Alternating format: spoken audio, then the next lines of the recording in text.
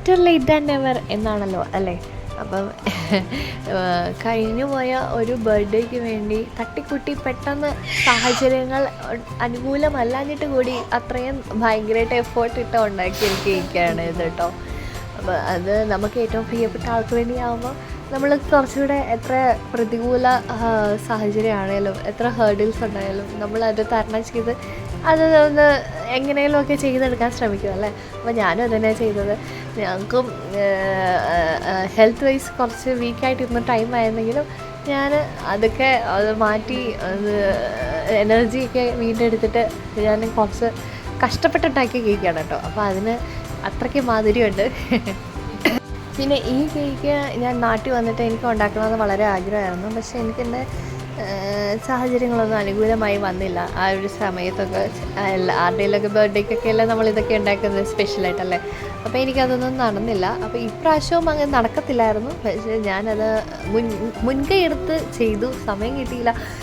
രാവിലെ ഒരു 10 o'clock start ചെയ്ത കേക്ക് പ്രിപ്പറേഷന് രാത്രി ഒരു 8 മണി വരെ നീണ്ടു നിന്ന്. അത്രയും അത് കുഞ്ഞുങ്ങളുള്ള എല്ലാവർക്കും അറിയാവുന്ന കാര്യമാണല്ലോ. ഒരു ന്യൂ ബോർണിനെ ഒരു ടോഡ്ലറേയും വെച്ച് നമുക്ക് എത്രത്തോളം കാര്യങ്ങൾ പെട്ടെന്ന് ചെയ്യാൻ പറ്റും എന്നുള്ള കാര്യം. പിന്നെ അത്രയ്ക്ക് വീട്ടിൽ നിന്ന് സപ്പോർട്ട് കൂടെ ഉള്ളതുകൊണ്ടാണ് ഞാനത് ചെയ്തെടുത്തത്. പിന്നെ ഈ ഒരു പ്രാവശ്യമെങ്കിലും ഈ കേക്ക് ഉണ്ടാക്കണം എന്നുള്ള എൻ്റെ ഒരു വാശിയും കൂടെ ആയിരുന്നു കേട്ടോ. കാരണം ഞാൻ പറഞ്ഞില്ലല്ലോ ആർക്ക് വേണ്ടി കേക്ക് ഉണ്ടാക്കുന്നതെന്ന്. എൻ്റെ പപ്പായ്ക്ക് വേണ്ടിയാണ്. ഞാൻ ഡാഡ എന്നാണ് വിളിക്കുന്നത്. എൻ്റെ ഡാഡയ്ക്ക് വേണ്ടിയാണ് ഞാൻ ഉണ്ടാക്കുന്നത്. കാരണം അങ്ങനെ ബർത്ത്ഡേ ഒന്ന് സെലിബ്രേറ്റ് ചെയ്യാൻ തീരെ താല്പര്യമില്ലാത്ത ആളാണ്. അതുകൊണ്ട് തന്നെയാണ് എനിക്ക് ഇപ്രാവശ്യം ഇതുണ്ടാക്കിയേ പറ്റൂ, ഡാഡയെ കൊണ്ട് കേക്ക് കട്ട് ചെയ്യണം എന്ന എൻ്റെ ഒരു നിർബന്ധത്തിന് ഞാൻ ഇറങ്ങി തിരിച്ചാണ് കേട്ടോ. വെഡിങ് ആനിവേഴ്സറിക്ക് അല്ലാതെ എൻ്റെ ഡാഡ കേക്കൊന്നും കട്ട് ചെയ്യുന്നത് ഞാൻ കണ്ടിട്ടില്ല.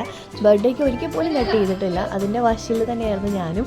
ഇപ്രാവശ്യം ഞാനും 2 കൊച്ചുമക്കളും ഉള്ളപ്പം എന്തായാലും കട്ട് ചെയ്യിപ്പിച്ചിട്ട് വിടും എന്നുള്ളൊരു വാശിയുണ്ടായിരുന്നു. അറ്റ് ലാസ്റ്റ് അങ്ങനെ ഞങ്ങളുടെ കേക്ക് ഫൈനൽ സ്റ്റേജിൽ എത്തിയിട്ടുണ്ട് കേട്ടോ. അങ്ങനെ അവസാനം അതിനെ ഫൈനൽ സ്റ്റേജിൽ എത്തിച്ചു. ഇനിയൊന്ന് നമുക്ക് ബർത്ത്ഡേ കേക്ക് കട്ട് ചെയ്യണം. അതാണ് അടുത്ത വലിയൊരു ടാസ്ക്. പിന്നെ എവിടെ ആണെങ്കിലും ആരുടെ കേക്ക് ആണെങ്കിലും ഞാൻ കട്ട് ചെയ്തോളാം എന്ന് പറഞ്ഞ് മുന്നിൽ നിൽക്കുന്ന ആളാണ് എൻ്റെ മോള്.